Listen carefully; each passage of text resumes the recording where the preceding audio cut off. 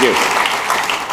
So, Senator, first I want to know, are you more or less depressed than you were when you finished writing this book just after the inauguration?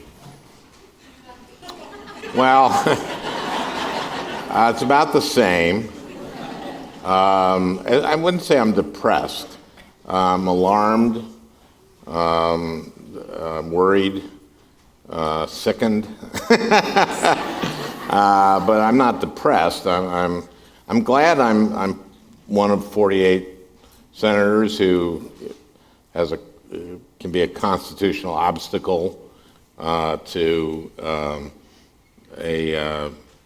not just a Republican Congress, but a president who I think is an anomaly and is outside the norms for human beings.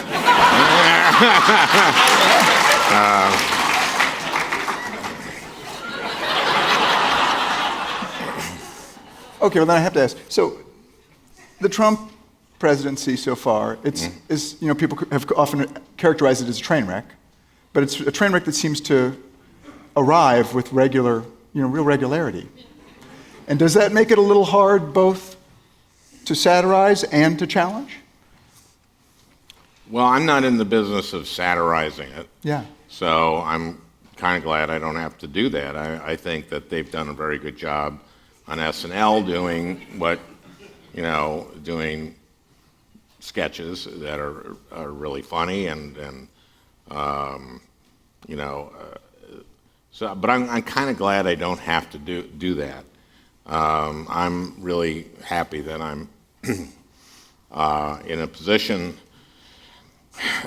to fight against some of the things they're trying to do. I mean, a lot of them are not Trump. A lot of them are the Republicans in Congress. And the current thing on the table is this health care bill in the Senate that is really just horrible. It's basically what it was designed to do was take away health care for the people who need it the most, to give a tax break to the people who need it the least. And there's something really, really wrong with that. In the book, I talk about, I dedicate the book to Paul Wellstone and Sheila Wellstone. And, Paul had, among the things he said, was we all do better when we all do better. And I think that's what Democrats are about. I think that we believe the country is strongest when there's a strong middle class, and when people who are aspiring to be in the middle class can be in the middle class. I think it works best economically. I think it works best socially when that's the case. And this has been something that has been hollowed out for 40 years or so. And so it's a very, in many ways, this is a test of our country, I think. But when we come back on Monday, I guess we're going to see what the Republicans, what Mitch McConnell has up his sleeve, and I can't imagine what it is. I was shocked at how bad this piece of legislation was. It seems like it's not as if they didn't have time to think about it. Well, in one way, they didn't have much time to think about it, because I think they didn't think about it all the time that Obama was president. They just kept attacking it without actually thinking about what they would do to replace it. And I don't think they counted on Trump winning. I don't think anybody did. I don't think Trump thought he was going to win. And I think they thought, okay, we're going to have Hillary, and we'll bash Obamacare some more. And but then suddenly they had to do something to replace it with, repeal and replace, which they've been saying they were going to do for the last 7 years. And they have nothing. They got nothing, because I don't know, you know, Trump, when he said nobody knew it was complicated, which is just hilarious if you think about it. I mean, it really, it's more hilarious than sad, I think, because, you know, it says everything you need to know about him, and it kind of says pretty much everything you need to know about the Republican Party. They did not really think about this, and I don't know what they're thinking. I don't know if they understand. I have colleagues who will say, I had a colleague, I won't say who this is because it's very damning. He just said to me, well, you want to work together on health care? And this is before this thing came out, and even before the 13 got together. And I said, sure. Can I ask you kind of what you know? Like, for example, there's been talk about allowing waivers for the essential health benefits. Do you know why that would undercut, in fact, destroy the protection for people with pre-existing conditions? And he didn't. And there are 10 essential health benefits in the ACA, and including things like,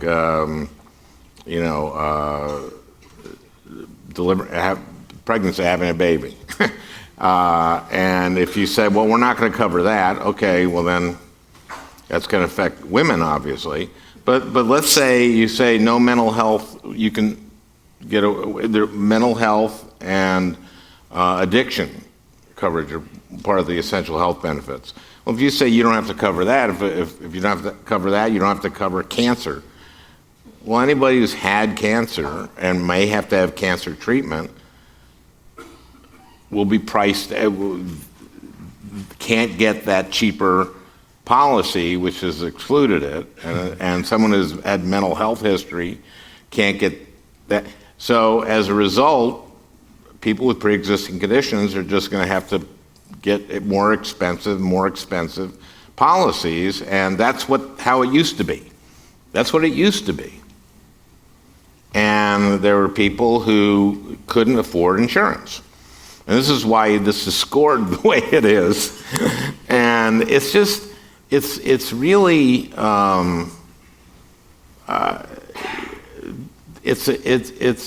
they are not doing their job. A number of my colleagues, they're not doing their job of understanding things that are very basic in whether it be healthcare or on education, on certain areas. Now, there's areas where we have disagreements that are honest disagreements, and I write about that too. And I write about how there's something called the 80% rule. It's not something called. Mike Enzi, Wyoming senator, Republican, of course, says, well, there's like this 80%. He has an 80% rule, which is when you're legislating, Democrats and Republicans agree on 80%. If they just let go of the 10% on either side, you get to something. And I have a 64% rule. I just You're say, being generous, maybe. Well, I just that 80% of the time there's an 80% agreement. And so, and now, and on certain issues, it's just there's no common ground. So on guns, they are just, or on climate now, there's very, very little agreement.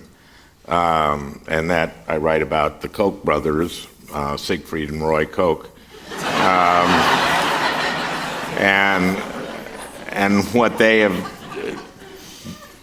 how because of Citizens United and because of the Koch brothers and the unlimited money they can spend, the Republican Party is afraid, any Republican in the Senate is afraid to say that climate change is real and that we need to address it, and that it's the existential crisis that it is. So in your book, you really tell the story of this transformation of yourself from, you tell your whole life story, the beginning of it pretty telescoped, and then really getting into how you became a public servant. And I think that one thing that really comes across in the book is you put in the time. around the issues to dig in, understanding you can't dig into everything, but the things Yeah, that well, you deal with. I am on 4 committees. Yeah.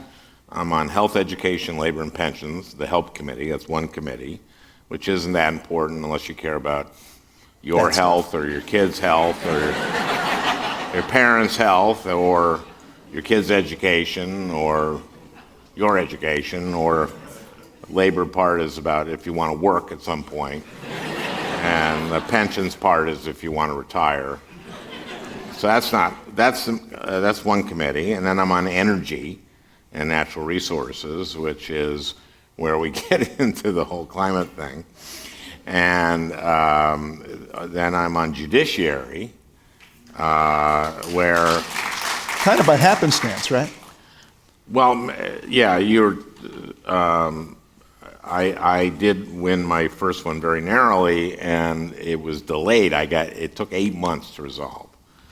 On the morning after the election, my opponent, Norm Coleman, was ahead by about 725 votes, which is like 3/100% or 2/100%. And he said that if I were Franken, I'd step back and let the healing begin. And then I won the recount. We have a hand, every ballot is counted by hand. And I won, the recount in time to be seated with the rest of my class, and that's when he took the anti-healing position. And he stuck with it for a long time. It's a long saga, which you see in the book, which I actually try to telescope, as you say, telescope in the narrowing of it, but capture the highlights. So by the time I got to the Senate, Harry Reid, you get your committee assignments from the chair, your leader, and Harry was the majority leader at the time, and he said, "You'd be great on judiciary." And I said, "Harry, I don't know if you've noticed this, but there are a lot of lawyers in the Senate, and I'm not one of them." And he said, "Well, that's why we want you. We want someone with that perspective."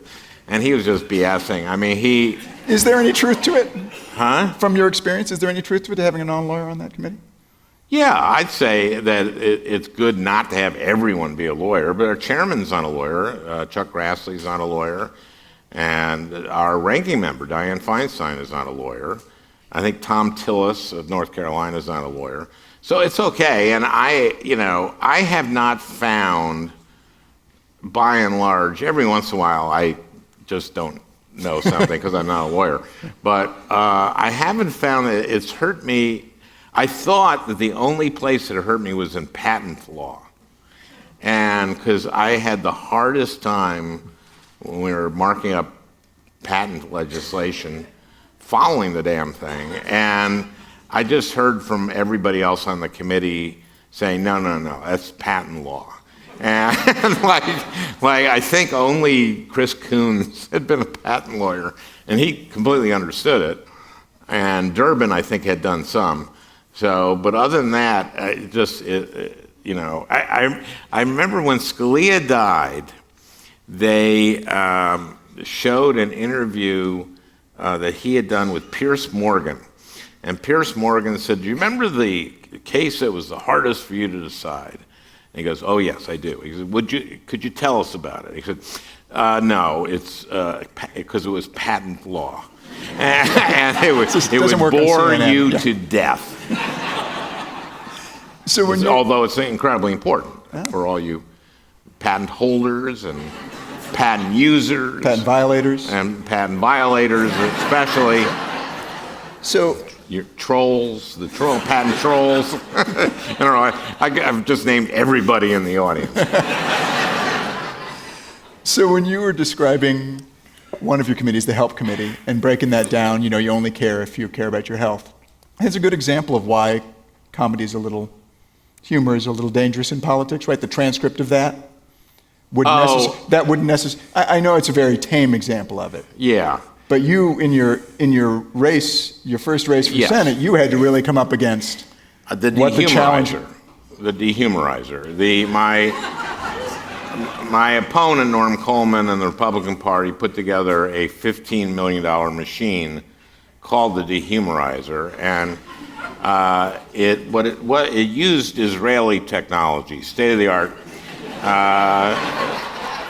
to take the context out of any joke. And when you do satire, you use things like irony and hyperbole. You even use ambiguity. And man, if you strip all that stuff out, it looks horrible sometimes.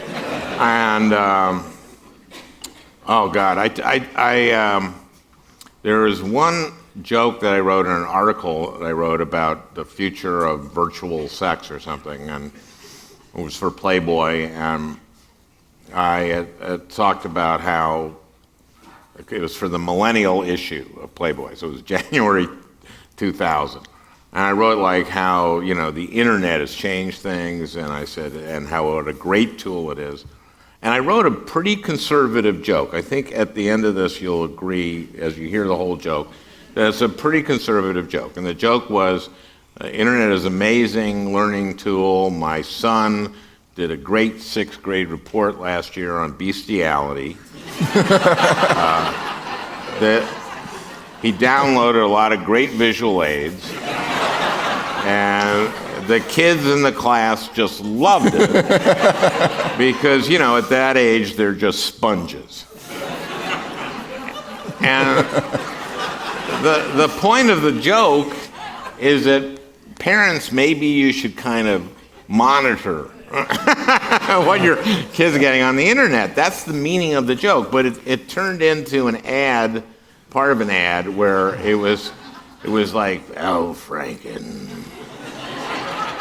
told jokes about bestiality. And it goes like from infinity into your living room, through your eyeballs, rattles around in the back of your brain.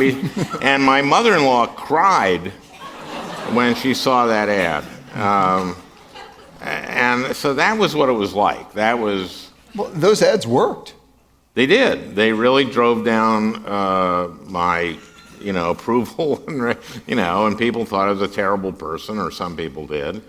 And so I write about that. And my wife, in an amazing, courageous act, said, at a certain point she couldn't take it anymore. This wasn't her husband.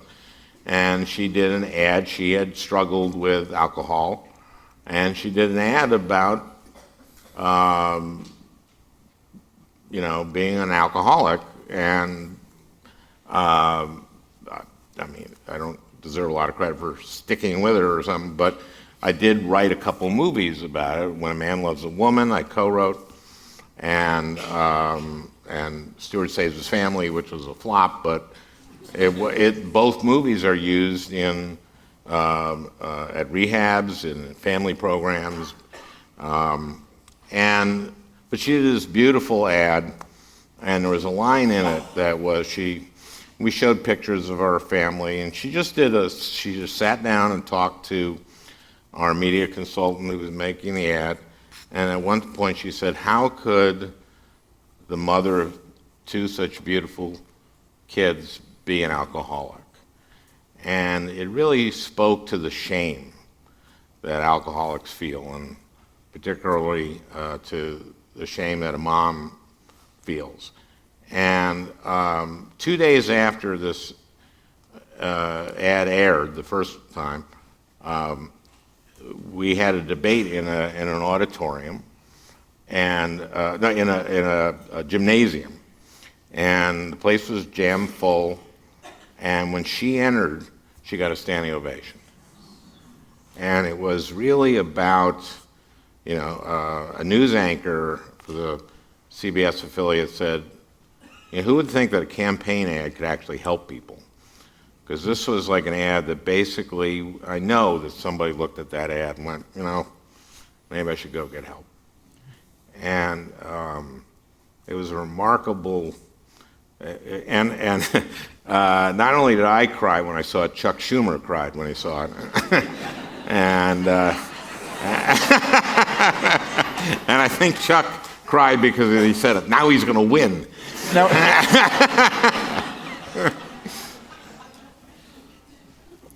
well, when you're talking about that, talking about the gymnasium debate, one of the great things in the book is really you get that sense of retail politics in a place like Minnesota. Oh, yeah. Much smaller state than California, obviously. Yeah, well, California is... it's a nation. I don't know how you do retail politics in California. Yeah. You know, we have about 5.5 million people, and that's, I guess, about Still a lot to cover. It's a big state, and it's not California, and it's not 40 million people, but here I would imagine it's so much is media, and you know, it's just a different animal. Most of us in the Senate have population. Well, everyone has a population much smaller than California, but there is something great about retail. In Minnesota, and I write about this in the book, we have the Democratic Farmer Labor Party, the DFL party. That's our Democratic Party, and kind of the organizing principle of the DFL are bean feeds.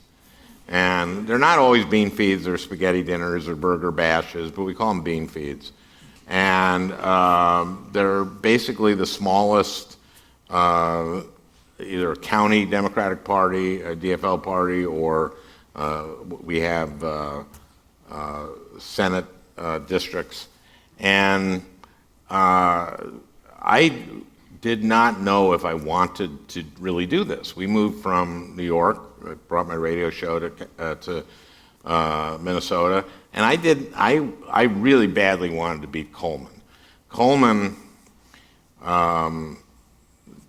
or 3 months after he was in, you know, Paul Wellstone and his wife and his daughter and 3 other aides and 2 pilots died in a plane crash 11 days before the election, and Coleman ended up winning. And then about 2 or 3 months after he was in office, Roll Call did a profile of him, and in it he said, to be blunt, I'm a 99% improvement over Paul Wellstone. And that's, when I read that, as the first moment I ever considered running for office. And I read that and I went, who's going to beat this jerk? Except that's not what I said. And that's no reason to run for the Senate, by the way, but it was, you know, and as it went on, it became less and less about Norm Coleman and more about the people I met. And one of the main things that I learned, you know, I had been having a radio show. I had a radio show for 3 years, and I had been hearing from Elizabeth Warren, who was on my show frequently, and saying that at least more than half of all bankruptcies in our country are involved a health crisis, and I saw it, I knew that, but when I saw it going around Minnesota and would speak to people who that was happening to, or that was their fear, or it happened to their brother-in-law, or and then any VFW you go to, or any cafe, you'd see a flyer up for a barbecue for a family that had gone bankrupt. Mm-hmm. And the community was raising money for them to get health care. And that's because we had caps, and that's in danger here too, by the way. They can do that. They can get rid of annual caps and lifetime caps. They're going to go back to pre-ACA, and that's what they promised, right? That's you could repeal and replace with something. I don't know what it would be. I was kind of hoping they would maybe think that through. That would preserve, preserve the protection for people with pre-existing conditions, and that would continue to not have the annual caps or the lifetime caps.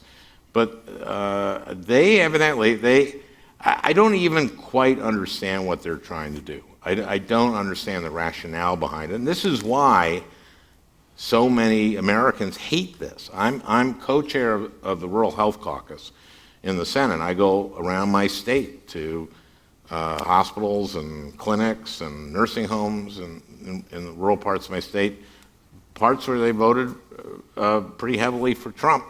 They hate it. They hate it. Mm-hmm. And they know that there are going to be rural hospitals that close.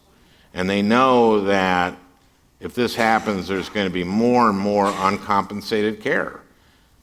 This is why, states that adopted the Medicaid expansion, rural hospitals do a lot better because they have much, much less uncompensated care. And we're going to see these hospitals have to lay people off. Very often in these communities, the hospital is the biggest employer. And in many cases, these hospitals are going to have to shutter. This is such a step backward that it really is painful. I mean, you really give us, I got the sense from the book that going out, talking to people, you get energy from it. Yes. You get inspiration from it. It's something real. You get information. You really find out what's going on with people, and you get ideas. One of the things that I didn't know if I was going to, basically, it started off with really hating Norm Coleman. I admit that. That was it. And also loving Paul. And this was a big deal in 2008, too.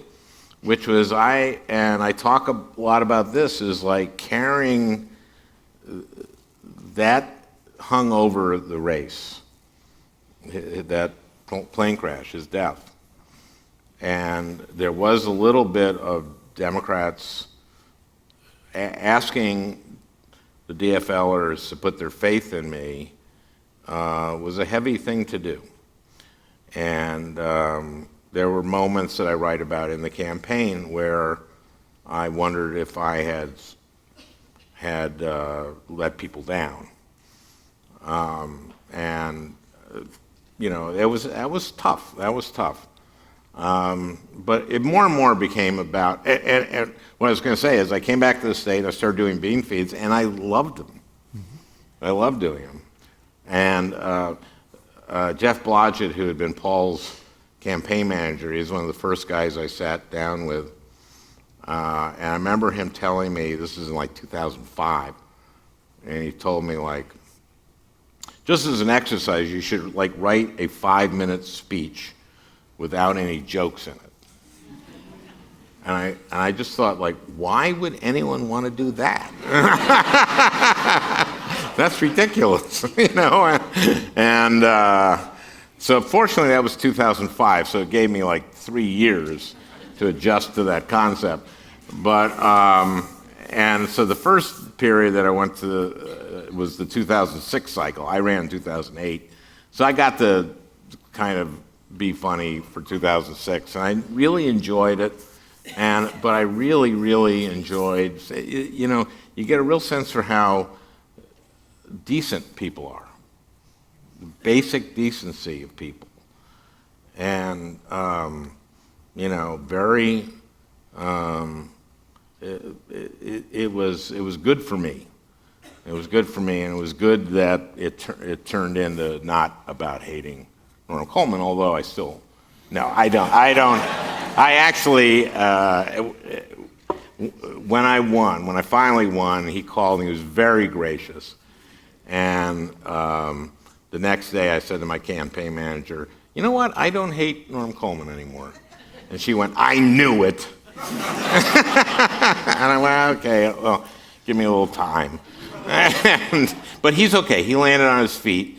He is, now serves the people of Minnesota as a paid lobbyist for Saudi Arabia. So he's okay. Don't worry about him. So when you finally got seated in the Senate, the work that your staff, one of the great things about the book also is you talk a lot about your staff. Yeah. You make it clear this is not a one-man show by any means. Oh my God, no. And that continuing regulation of you, it's fair to say, that Yeah. they have to do on a daily basis. I went from their dehumorizer to our staff as a dehumorizer. But at the same time, you did find some ways that humor is actually useful in the Senate. And one thing, I mean, you talk more about your Republican colleagues than you do about the Democrats in the book, and I'm sure there are reasons for that. But there's Well, the moments reason when for you do that is I know I'm much closer to my Democratic colleagues because I spend more time with them and they think like I do.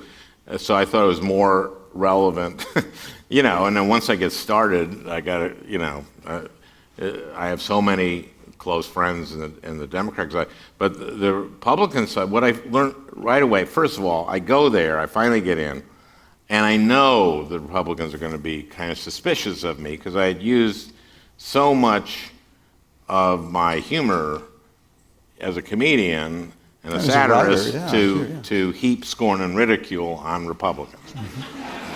So, but it took like a day or 2 days for them to go like, oh, I get it. He's funny and he laughs a lot. And so the first day I was there, I got sworn in, and Jim DeMint, really right-wing senator at the time from South Carolina, then went on to head the Heritage Foundation, came up to me and said, how are things on the far left? And I said, they're great. How are things on the nutcase right? And we both laughed, and we were friends from then on, mainly giving each other crap. Lindsey Graham is really funny. No, he is. He's really funny. When he was in the primary, he was running like 15th out of 17. We were in the bathroom, we were just in the Senate bathroom. I said, Lindsey, if I were voting in the Republican primaries, I'd vote for you. And he said, that's my problem.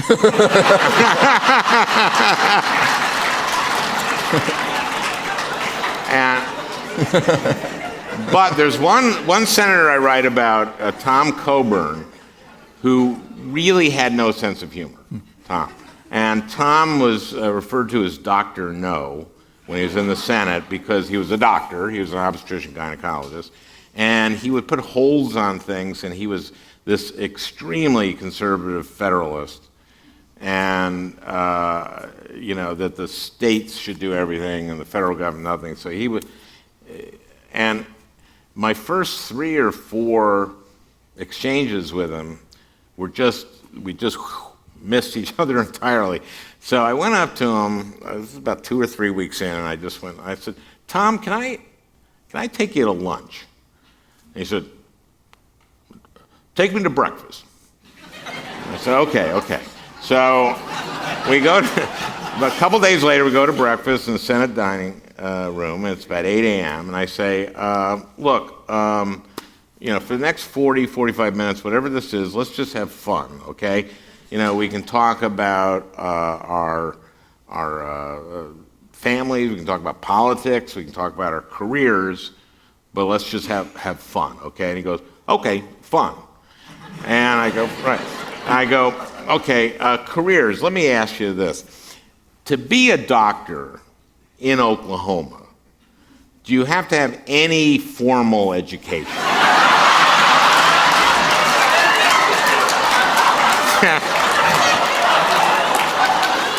And he says, yes, you've got to go to medical school. And I said, Tom, okay, see, that was a joke. Okay, and that's what I used to do in my career, with jokes. And then so as a public servant, or Yeah. as a person with a certain political perspective who wants to make change in Washington, why does that matter to be able to do that? Or why is that a valuable thing?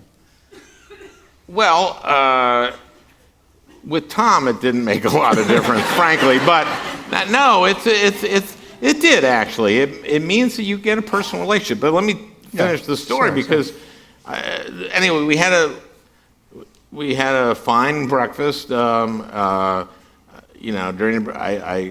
I taught him what a joke was and what the proper reaction to a joke is, and and we had fun. And at the end of the day, I got a handwritten note delivered to my scheduler. He said I had a lot of fun. And so I wanted to tell this story in the book, and I observed this thing where, a basic Senate protocol and courtesy is that you don't tell about a private conversation you've had with another colleague without, if it could possibly make them look bad, without asking their permission. I follow that rule with one exception, which is Ted Cruz. I have a challenge. But there's a reason I justify it in the thing, because he doesn't observe it himself. So I called Tom, and he's retired. He's in Oklahoma now, and I call him up. I go, "Hi, Tom." I go, "Hi, how are you doing?" "Good, good, good. You remember that breakfast we had?" "Oh, yeah, yeah." "And you said that," I said, "you have to have any formal education?" "Oh, yeah, yeah, I remember that." I go, "Okay, I'm writing a book, and I just wanted to, if I would like to have your permission to use that story." And he said, "We have a First Amendment. You can write anything you want." Common ground. And I went, okay, I was just, I just didn't want to write it unless well, you're a gentleman. But we have a First Amendment, and when I write a book, I'm going to write anything I want. So that's an example of someone who didn't have a really strong sense of humor. But it makes a difference. It makes a difference because my colleagues, look, let's face it, I don't want to say this, but I'm the funniest senator.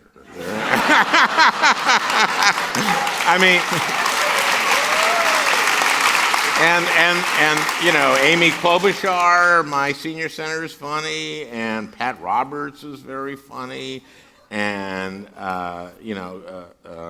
Lindsay, again, very funny, and others have very good sense of humor. But there's a difference, between someone who did it for 40 years and thinks that way, and so it really does kind of make a difference. And their staff likes me, and the thing was, I could not be funny like publicly, but I could be kind of privately funny. And so in hearings, it didn't kind of leak out too much. Although I tell a story about. There was one early on. I was in a hearing in the Help Committee, and this was the labor part, which is in about 30 states you can now get married, a LGBT couple, same-sex marriage on Saturday, and get fired on Monday for being gay or lesbian, and or transsexual, transgender. Anyway, so Jeff Merkley from Oregon had put forward an ENDA bill to end this practice, the Employee Non-Discrimination Act, and we had a hearing on it. And Harkin was the Help Committee chairman, and we had a number of Democrats in the hearing. Tom Perez, and that wasn't Labor Secretary at that point, he was Civil Rights, Deputy Attorney General for Civil Rights. Not one Republican shows up. And I'd never seen this before. Usually the ranking member just shows up, and at least, but not one Republican. So I'm sitting, I haven't been there long, I'm sitting at the end, I'm the junior, most junior, and I think of and the whole room is filled with LGBT activists who are behind, just there to view in the hearing room.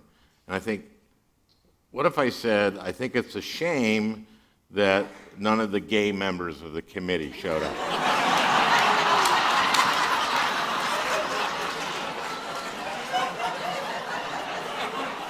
And I had a lot of time to think about it, because and I was driving myself crazy, and I write about it, the devil on my shoulder was going, "Tell it, it'll kill."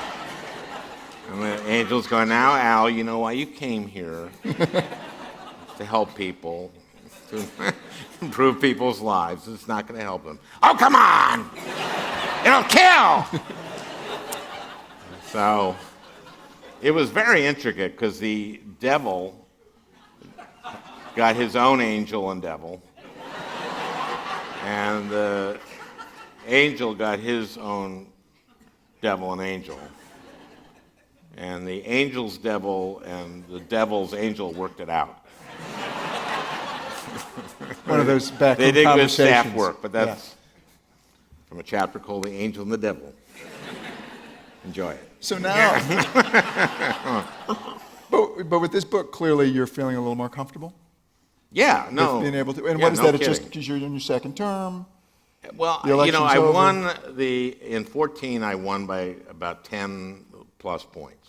And it was because I think the people of Minnesota got it, that I was that I was a workhorse, not a show horse, and that I was accomplishing things and had run like,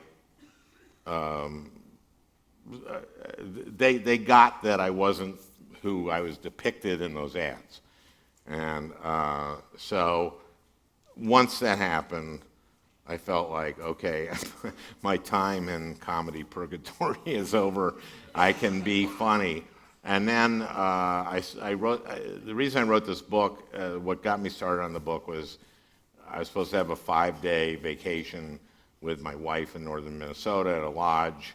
And she got sick. She was in D.C., and she just said, "You take it by." So I had 5 days alone in a cabin, and it could have been The Shining. I decided to write about all this, and it turned out to be a lot of fun, and actually it sort of helped me think about, my work, how I approach my job. Yeah. What were any things you think? Okay, I didn't know that before I wrote this. Well, there's a thing like in legal circles, which is especially for judges who are writing opinions, does it right? And so if I couldn't write something, I felt like, oh, there's a reason for that.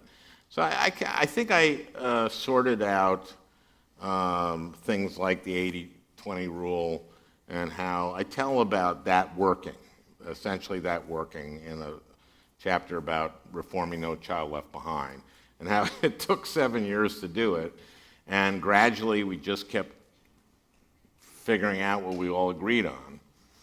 I had one provision in that I'm very proud of that really meant a lot to me, which is that kids who are in foster care, and I got to know kids in foster care because I offered this right away. Kids in foster care, if they change foster parents, and very often they'll have 7, 8, 10, 12 sets of foster parents till they're 18.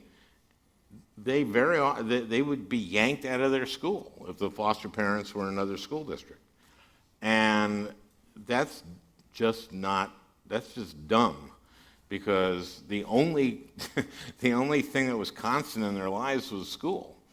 And they could have a teacher they loved. They could have an activity at the school that meant a lot to them. They could have these things called friends, And so I just did a provision saying, like, if a kid gets a new foster parents, and that if the child chooses to stay in the same school, they have to be able to stay in the same school. And that meant one thing, which is the school district or social services in that county or state would have to provide transportation. So the Republicans on the committee were going like, boy, that's a unfunded mandate. And I'm thinking like, okay, it's just not that much. and also we have these rules in No Child Left Behind, which a school would suddenly have to like change half their teachers and the principal and all kinds of unbelievably unsuccessful kinds of mandates if the school had been failing to reach adequate yearly progress. And so finally, as this thing happened, as we tried to work toward this, and it took 7 years, and there was a lot of admiring the problem. That's why with Betsy DeVos, when I asked her, her views on growth versus proficiency, which is a basic argument within the education community on how you measure if a teacher is successful, if a school is successful. That was something that we had been admiring the problem for a long time before we finally got it done. And so I wrote that chapter, and that made me think about how we actually get things done in the place, and how sometimes it can take a ridiculously long time, longer than it should. And I also wrote a chapter on how the ACA got done, how Obamacare got done. And so far, I had to finish the book like months ago, and so it was pre all this stuff from the House and the Senate. I've been pretty spot on. I said I think they'll be able to repeal it. I don't think they'll be able to replace it because they haven't thought about this stuff. So nothing I wrote there. I every once in a while I'll go back and read the book, and I'm going like, oh, yep, okay, I was right. I was spot on there. And so, there's a lot of the process of doing the book that I think has made me a better senator. One thing that I noticed in reading the book was you're very effusive in your praise for Hillary Clinton. You thought she would have been an incredible president. Yep. You will, right, with the, That's why she isn't president.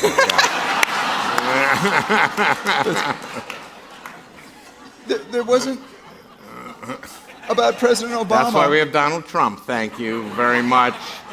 About Bernie. Bernie. I'm sorry. President Obama, I didn't get the sense of quite as much enthusiasm, and I know that. No, I think Obama was a really great president. I really do. And I'm interested in what you think about him as a leader of your party, in addition to as a president. Well, everybody has their strengths and weaknesses, and I think that when you become president of the United States, you should probably go with your strengths. I don't think that, so help me God. Okay, now I'm going to work on my weaknesses. I think you kind of, so I don't think his strength was, certainly wasn't glad-handing and schmoozing politically. I think that, and I also think that I'll tell you one thing. Okay, in 2008, I do write that he did not come into Minnesota to help me, and it was pretty well known that we had the tightest race in the country, and that Minnesota was going to go for him, and it would have been helpful. And so I'm a little, I write about that. But now I'll tell you, after this thing happened, the job of the person at the top of the ticket is to win, and he did that.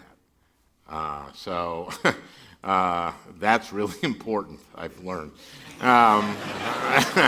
Even if you think you're going to win, you better win.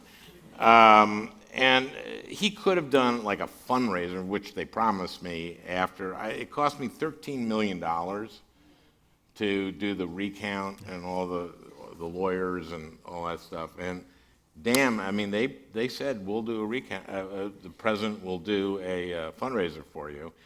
And that would have been very helpful, and he never did. And I don't know if it was him or whatever it was. I think that, but basically when he ran his campaign, especially that first campaign, he didn't appear much with other senators and other Democrats when he did his rallies. He had a a citizen, a civilian, introduce him, someone who had a story. And I think that he was thinking that the first, maybe I'm all wrong on this, but I think he might have been thinking that the first African-American president should be beyond partisanship. And I think that was part of his approach. And I do write about Mitch McConnell and all the obstruction and how that fed into the Tea Party. And I'm not very complimentary of Mitch on that score. And I think that when I got there, our politics, a number of the veterans there who had been there for a long time said, I'd say, like, is this like the worst it's been for you? And he'd go, yeah. And I go, like, is this like the worst it's ever been? Oh, no. Remember when that guy got caned? And I went, Charles Sumner? Yeah, that was worse. Yeah. And that was like, okay, that's like 1857. And it's like not leading up to bipartisanship. Leading up to the Civil War, where 600,000 Americans killed each other. That's what's worse than this, and it's only gotten worse since. And part of it, I think, was I think Mitch McConnell's obstruction, and this is obstruction about things they didn't care about. They would filibuster a judge, so we'd have to go through the whole time that you have to do in a filibuster, and the judge would be confirmed 99-0 or something. So they were like slowing things down as much as they could. As a rule.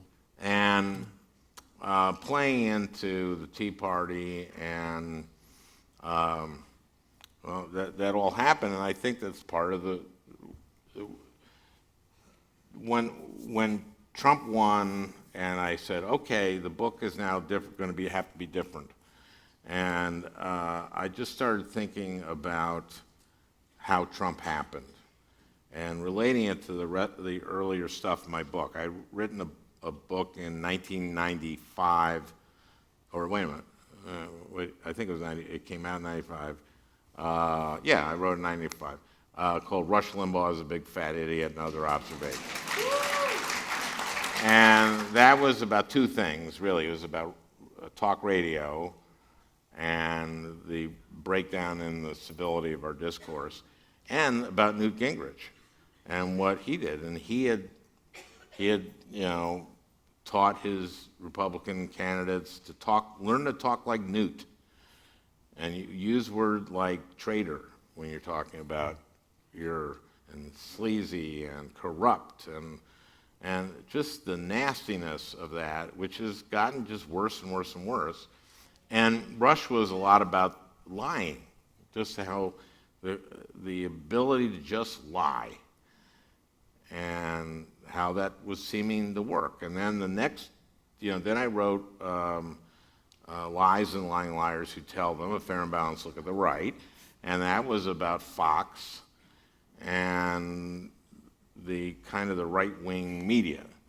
And, that was really pre the internet era. And now we have, people in America seeking out information from place and places are happy to provide it to them that just corroborate their own bias.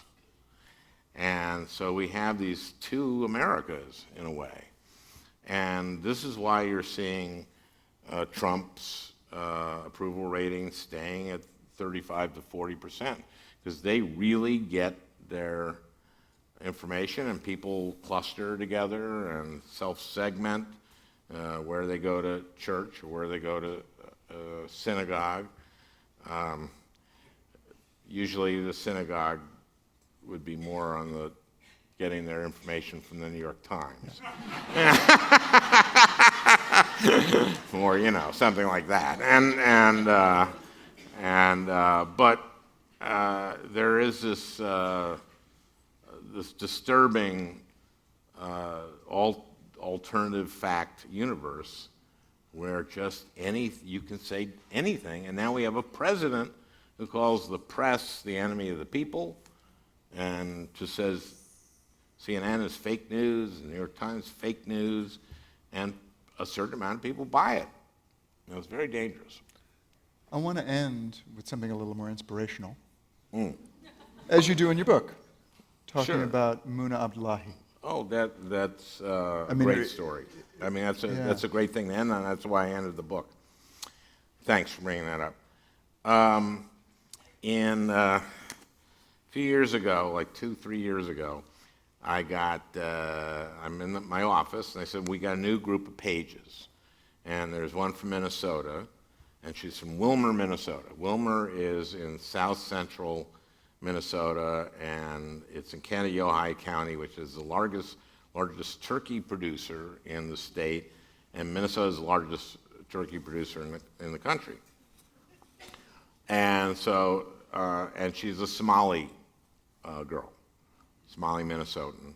Her name is Muna Abdullahi, and her principal recommended her to be a page, and she did a great interview, and she wrote a great essay, and she's here with the new page classes here. There's 30 pages, and so we don't always get a page. And I went, well, I want to go down, I want to meet her. So I go down to the floor, and the pages are there, and it's really easy to pick her out. She's Somali, she's wearing a page, her page uniform, but she's wearing her hijab, her headscarf. So I go up to her and I say, "You look like a Minnesotan." and she smiled and said, "Yeah." And so I met her there, and she was very poised and very lovely and smart. And so, when the Somali ambassador, we had a new Somali ambassador who came to the Senate to talk to the senators from states that have large Somali populations. I bring her along to be in the meeting so that the ambassador from Somalia could see that we have Somali Minnesotan as a page. I wanted him to see that. And so last June, not this past June, but in June of 16, you're a junior when you're a page, and so she graduated last year from Wilmer High School. And I invited myself because she was the class speaker. She'd been chosen to be the class speaker by the class. And I write about this because it's a chapter called Being as Good as the People You Represent. And it was such a tonic to this election. This was last June, it was a year ago. And there were, I think, 236 members of the class. And I get there, and, well, beforehand, I saw Muna, and she gave me a big hug. So anyway, I get there, I'm up on the platform, and I look at the class, and there's 236 kids. And I'm just looking by the names. I can see like 65% are your standard white Minnesota, Scandinavian, German names. And the president of the class was Tate Hovland. And I asked Tate, and he was half Norwegian, half German. And about 15 or so percent were Latino. And Meta Marin Mera was the valedictorian, and she had been born in Ecuador.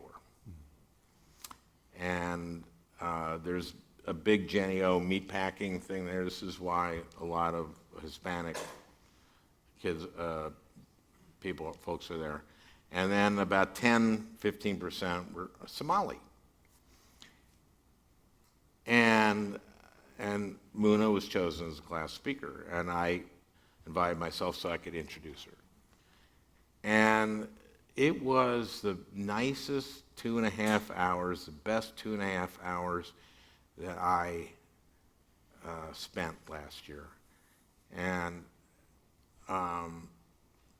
Trump had come into Minnesota just once to speak right the Sunday before the election. And he came in, landed at the airport, and he just tore into the Somali Minnesota community in a way that was just ignorant, just hateful, awful. And I thought back to this. So, first of all, they have a really good orchestra, the Wilmer High School. And and they have a great chorus. They every year they do the Battle Hymn of the Republic as their finale, and it was the most stirring rendition I'd ever seen of that.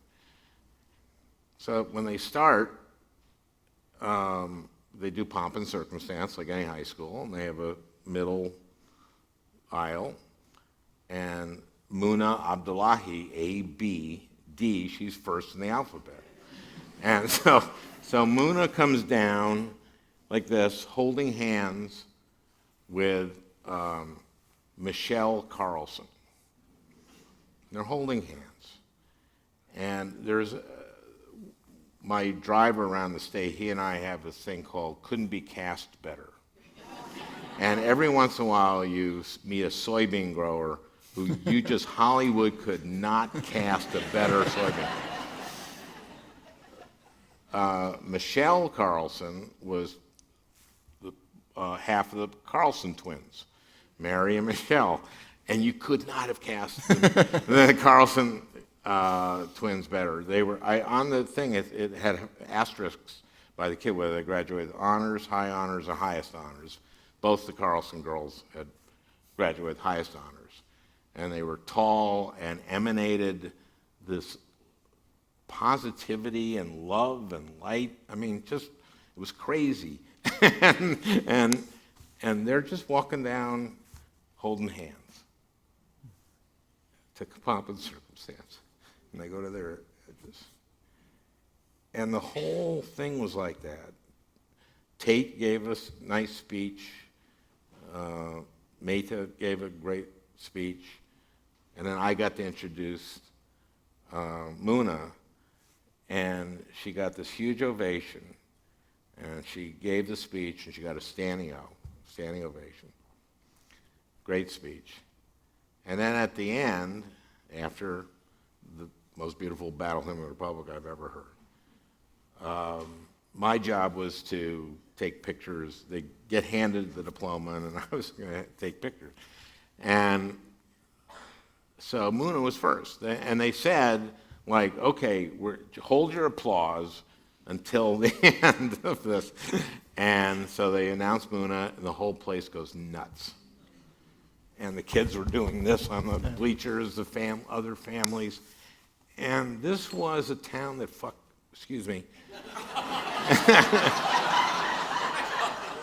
that friggin' works. I'd been there the year before because they had an avian flu outbreak.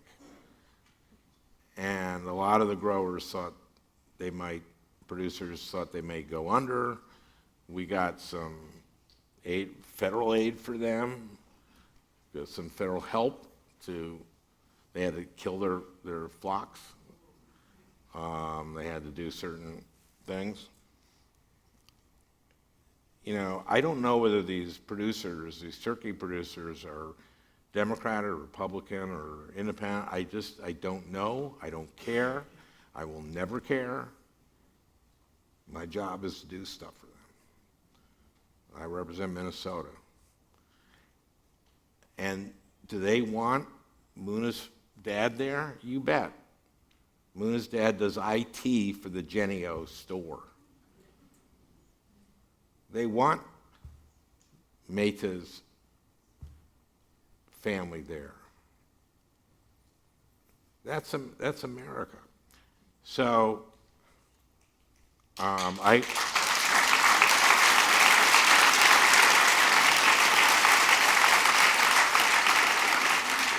election day, I go to the University of Minnesota. Muna's at the University of Minnesota now. And I see her there. There's 40,000 students at the University of Minnesota.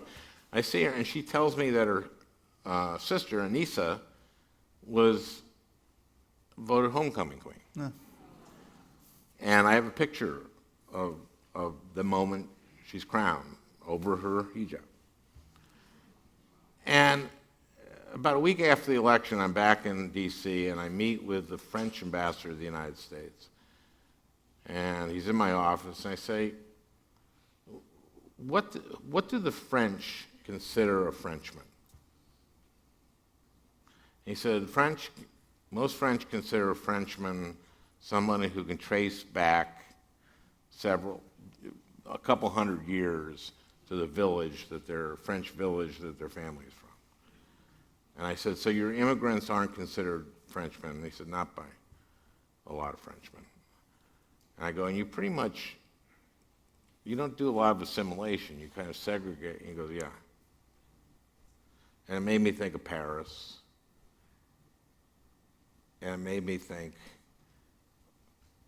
that's what they do there. We vote them homecoming queen. That's who we are. And, we're so much better than this president. We are...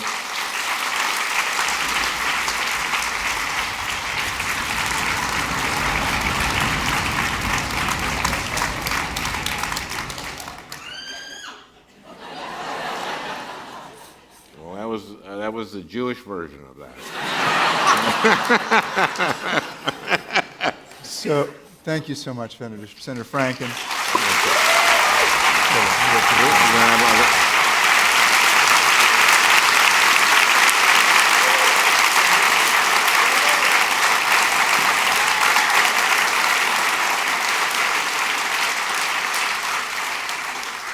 And as is the American way, we now have time for Q&A. Yeah. And so I believe there's a couple of folks with microphones, if you find them, and you can just talk directly to Senator Franken. I don't know how they're doing this. Do you grabbing people? I can let you know. We're going to take, if you just do exactly as a couple of folks are demonstrating, raise your hands, please, and Maggie, who's on the other side, or myself, will come up the aisle and we'll find you. Okay. The first question is right here. Okay. You gained some notoriety for having Jeff Sessions perjure himself, answering a question that you didn't ask, if I understand well. The consequence of that was that he recused himself from an investigation. What I don't understand is, wouldn't the normal consequence of perjury in front of a Senate committee be a criminal charge? And why has that not happened?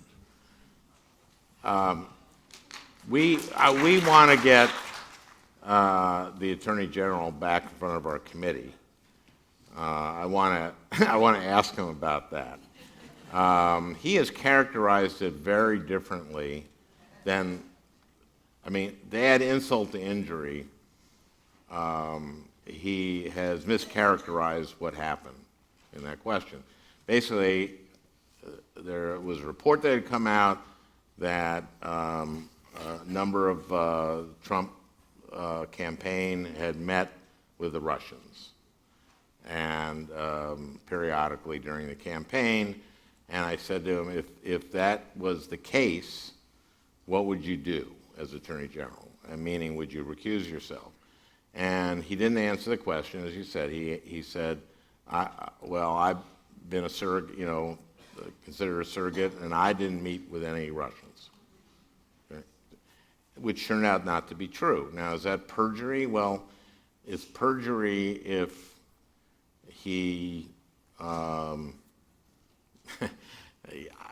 it's perjury if he was intending to lie, which his actions since then and his words since then don't give me any comfort at all about what his intentions were, because he's mischaracterized what happened there. Because he said, I was asked about, he's changed his story a number of times. And so I want him to come back And listen, I've made this point, believe me, and I wanted the chairman to make him come back. And now I think Chairman Grassley and Ranking Member Feinstein and have gotten together, and I hope that we will have him back. And unless someone is charged with perjury, then that isn't. I mean, people do make mistakes, and I think if he had just said, "Look, I wanted to, I kind of was tired. It was 6 hours of hearings, and I focused on, the coordination with the Russians and the election. It sounded like, and I didn't do that. And I answered. I was so focused on that I didn't answer your question. I answered the question I thought was the question. Something. Tell us something that sounds believable, for God's sake." Next question over here on the left.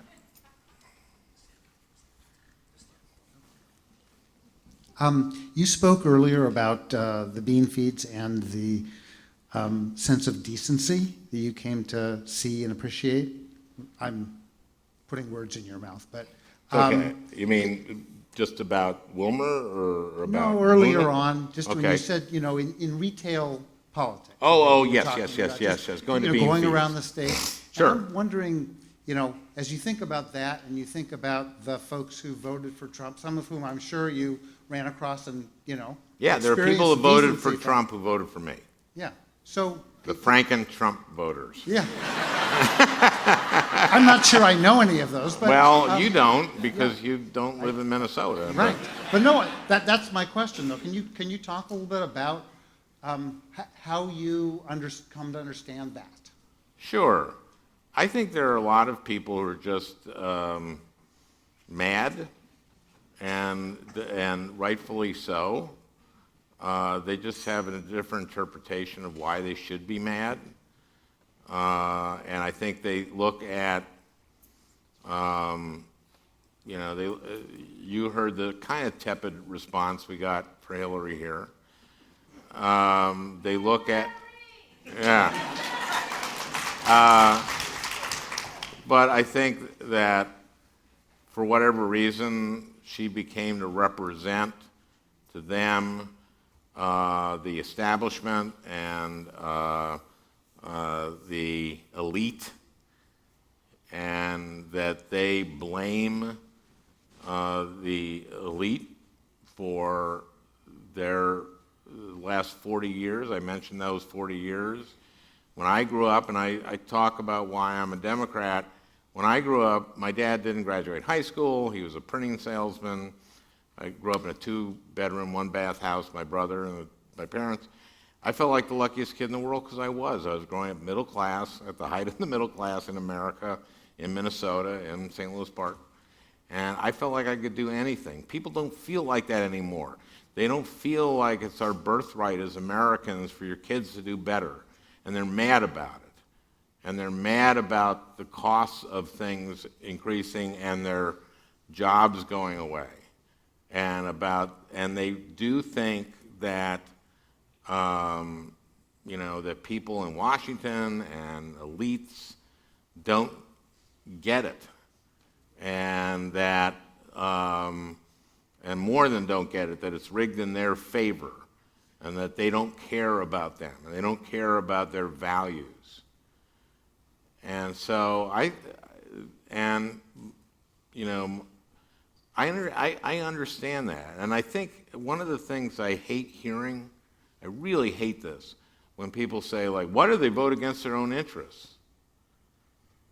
And, I think if you look at this health care bill, and that's a result of voting for Trump, I understand that.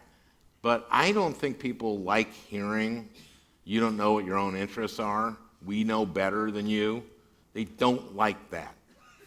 Boy, do they not like that. And I don't blame them. And my feeling is that you have to go to those voters and you have to listen. is the most important thing that we need to do, and as Democrats. And then we have to offer our own programs and our own vision, and and I think that we all do better when we all do better is a good start, because I think that we have too many narratives in this country that are winners and losers. If they win, I lose. And that is just, that kind of narrative doesn't help the country, I don't think. And so I'm working on that. It's a work in progress, but I'm, I have, I have hope. I have a lot of hope. Next question is up on your right. Senator, thank you for telling jokes in public again. Where are you? I'm up here. Thank you for telling I jokes. see you, I see you. Yeah, thanks for telling jokes in public again. Oh, you're welcome. The one joke I especially loved in this book was the Ted Cruz joke, the Ted Cruz joke, and I wondered if you'd tell it for us. Okay, now this is going to be broadcast later? We can always edit. Okay. I'm just saying. Okay, Ted, this is what you need to understand about Ted Cruz. I like Ted Cruz probably more than most of my colleagues like Ted Cruz, and I hate Ted Cruz.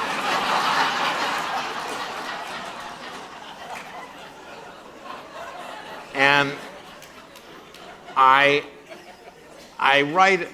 justify this and explain it. He's kind of a toxic, he's like a toxic coworker. He's a guy that microwaves fish, you know?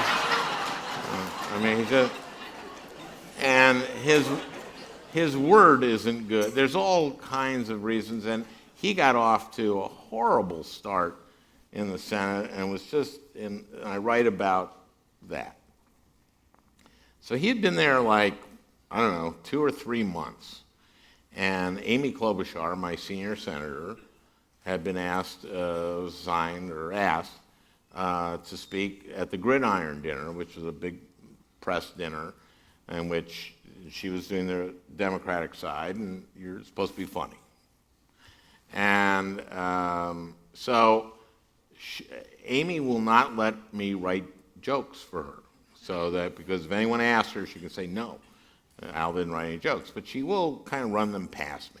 So she had this one joke that was a pretty good joke, and this was in the wake of the Carnival. I guess this is 2013, in wake of the Carnival cruise, where the ship had gone out there, the Carnival cruise liner gone out there, and the engine went out, the electricity blew, everything, and they're out there like for 10 days before they got towed in, and nothing worked because of that, and it became known as the poop cruise because it was not pretty, right? Being on that boat with things not working. So her joke was, when most people think of a bad cruise,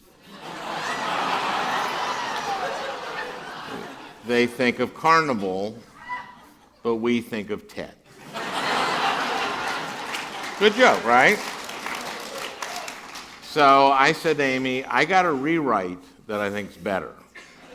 And you'll hear what that joke is at the end of the story. So the next week, the Thursday before the Saturday of the Gridiron, I see Amy kind of going ping-ponging around the floor, and she's going to Schumer, and I know she wrote a joke about Schumer, and she goes to somebody else, I knew she had written a joke about that person. Then I see her go over to Ted, and I'm going like, I want to be part of this. So, and she goes up to Ted, and she goes, I've written a joke about you for the gridiron, and I was just wondering if I get your permission. He goes, oh, well, what's the joke? And she said, when most people think of a difficult cruise, they think of Carnival, but we Democrats in the Senate think of Ted. Now, she softened the joke, because instead of bad cruise, she said difficult cruise. And she, instead of saying we think, meaning everybody in the Senate, she just, we Democrats in the Senate think of that. So he goes, what if you changed it to a challenging cruise? and Amy's going like, okay, now it's not funny. It's stopped being funny. And he can see that, so he goes, I'll tell you what, I believe in the First Amendment. You go ahead and tell your joke. So I'm going like, holy crap, that is so patronizing. And so I go, Ted, you know, I've actually done a rewrite of Amy's joke that I think is a lot better. Do you want to hear it? And he goes, oh, sure. I said, okay. When most people think of a cruise as full of shit,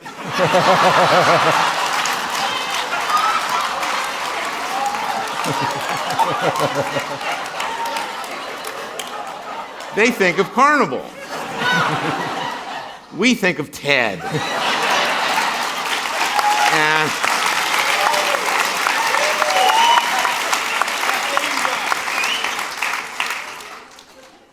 And he had nothing to say. I just nodded and then went my way. And I think if you read the rest of the chapter, that is justified.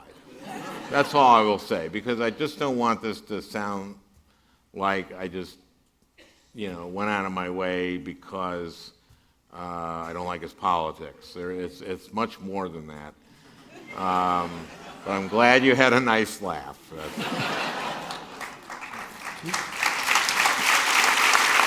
Next question's all the way up here in the back.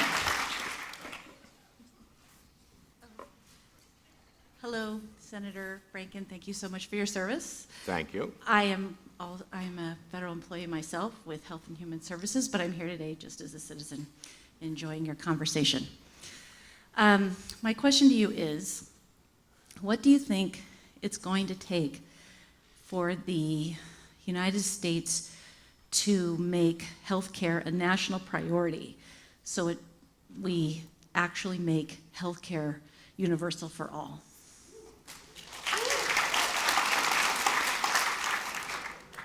Well, in the chapter on the ACA, I write about, first of all, that there were some of us who wanted single payer.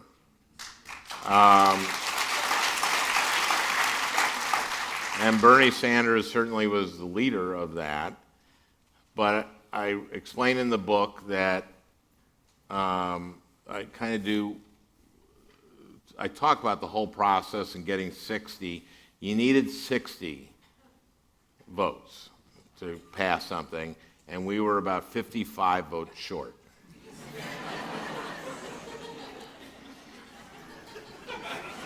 So,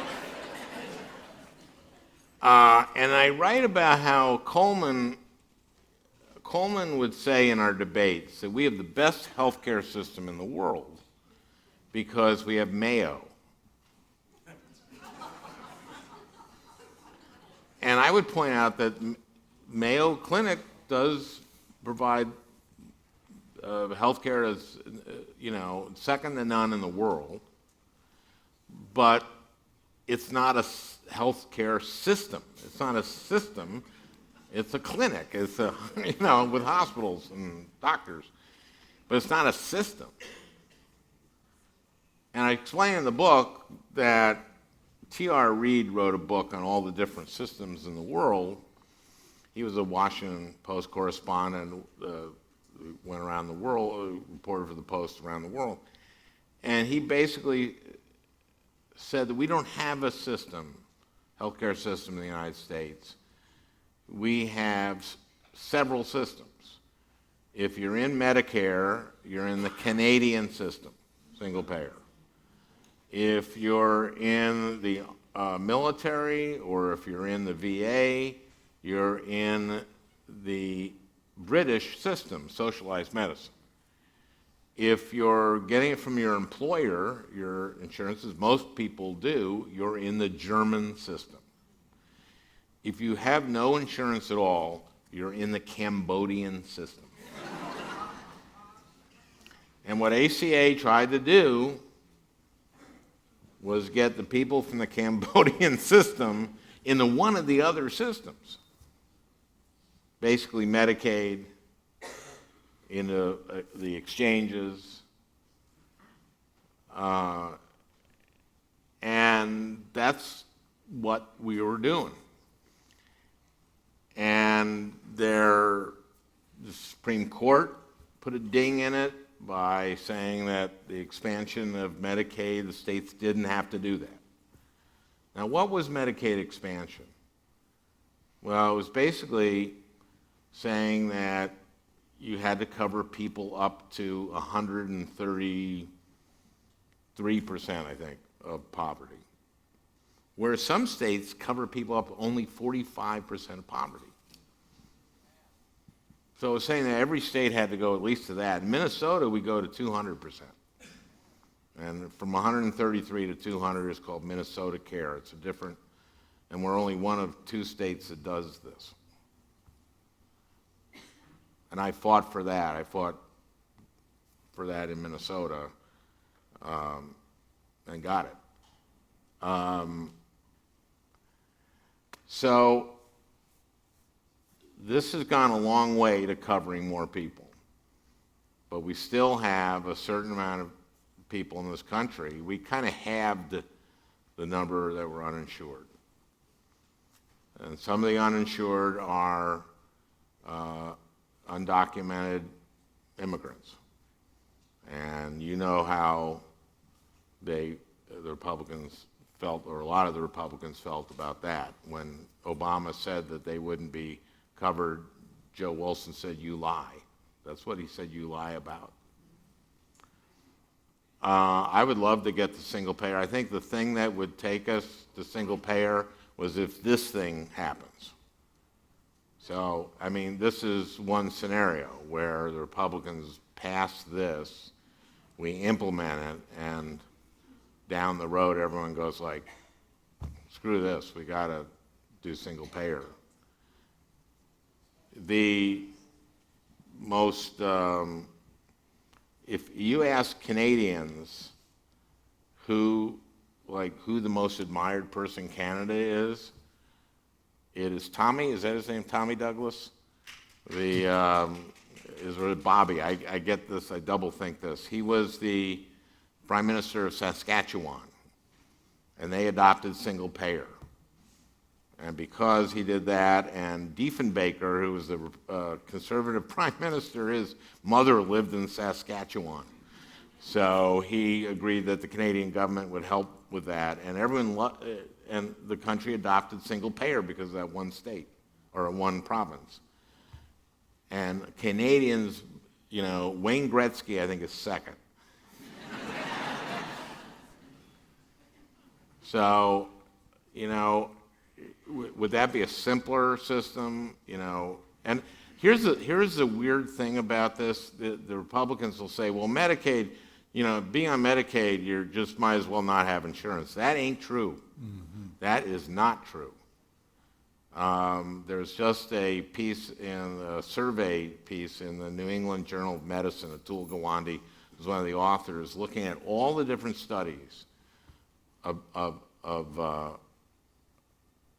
how the ACA basically has improved people's health. And what improves people's health is not, healthcare isn't about the emergency, heroic effort to save someone's life. It's about the day-to-day having care, the continuity of care. And that's what improves people's lives, and that's what improves their health. That's what increases their mortality, increases their life expectancy.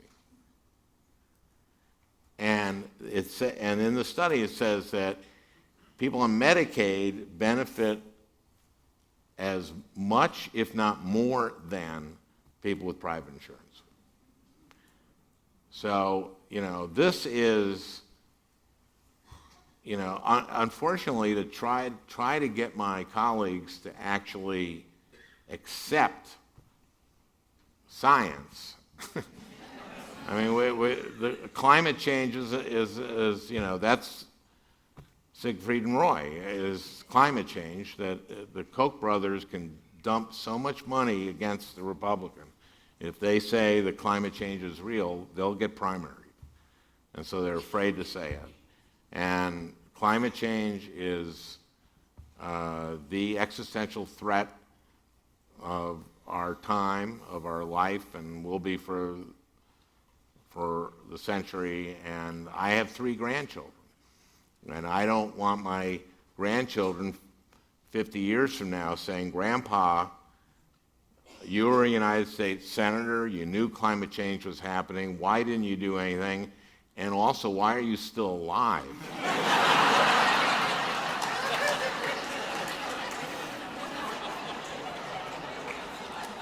We have time for one last question. Before that, though, I'm going to ask, as on our way out, if you happen to see a book still sitting on an empty chair, please leave that. That is for somebody who unfortunately didn't make it to this talk this evening. Last question.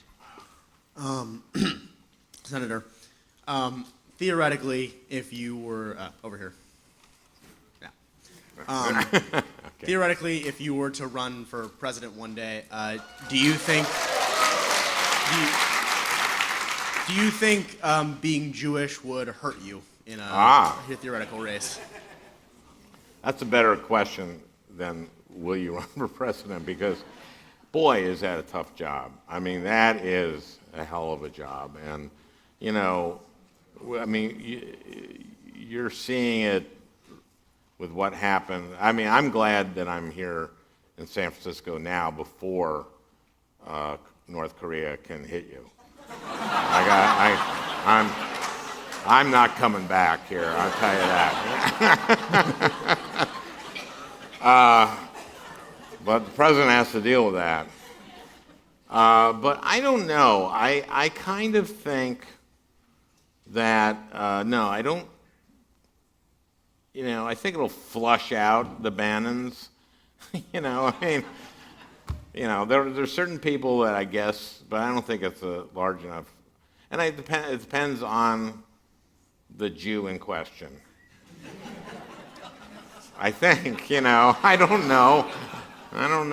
It's a very, very good question. And I knew that, I like when Lieberman was picked for the ticket, I knew a lot of Jews went, "Oy, if they lose, they'll blame the Jews." And I don't think so. I think that, and also this guy, I think, has changed things in a certain way. I think, but I don't know the answer to that question. I don't. I think,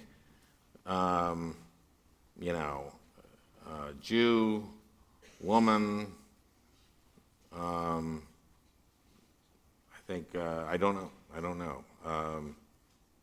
But thanks. I wish I had a better answer. I think it depends on the Jew in question. I don't think Chuck Schumer could get elected president. Let me tell you what. No. I mean, I don't want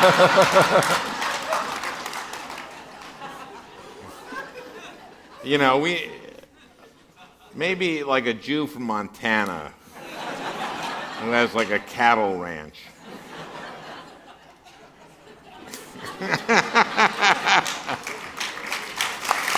Or